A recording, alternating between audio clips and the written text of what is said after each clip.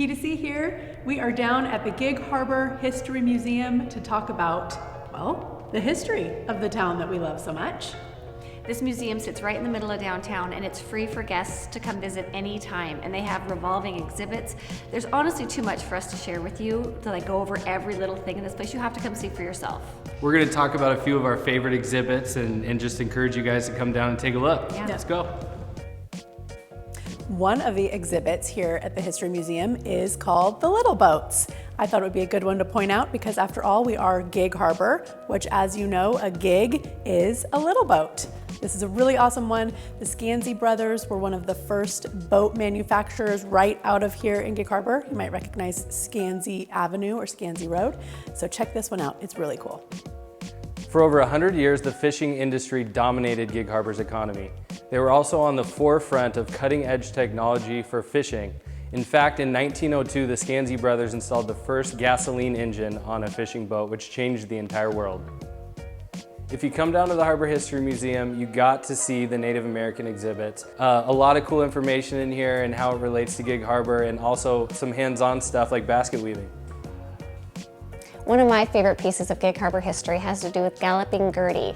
And these are pieces right here of the actual bridge that were drug out of Narrows Passage, and they're on display here.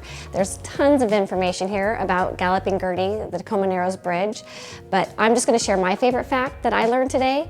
This bridge was something that people wanted from as early as 1880 as a way to get from Tacoma to Gig Harbor, crossing the Narrows Passage rather than a ferry. But it wasn't until just before World War II that the government decided it was really important to put this bridge in because it was a quicker way to get from Fort Lewis to the naval base in Bremerton by like 50 miles. I just thought that was so interesting. So you have to come by and find your favorite fact.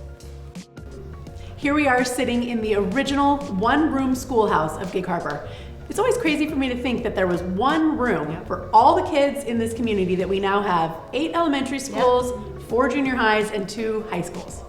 This schoolhouse was originally located up behind Patterson's Farmers Market, which is a really central location. Hence the name Midway. And then the teacher of the school was Mrs. Goodman, and now we have Goodman Avenue, we have Goodman Middle School, thanks to Mrs. Goodman. I think CJ would have for sure been in trouble for pulling girls' hair with desks this close. And here we are standing in front of the Shenandoah. The Shenandoah is currently being restored right here at the Gig Harbor History Museum. You can come out, you can walk on it, you can check it out. It was originally built here in Gig Harbor by the Scanzi Brothers Boat Company. It was a 65-foot purse seiner, one of over 50 fishing boats out of Gig Harbor, and Gig Harbor to this day still has a strong fishing fleet of almost 20 boats. There are currently about 6 to 7 restorers working on this boat, skilled craftsmen that are bringing it back to its original glory in time for its 100th birthday in the year 2025.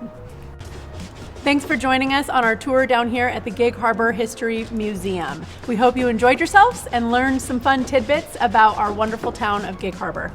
There's so much to see though, so you have to come check it out for yourself to get all the scoop. Yeah. If you guys like this video, make sure to like and subscribe. Thank you guys. See you next time.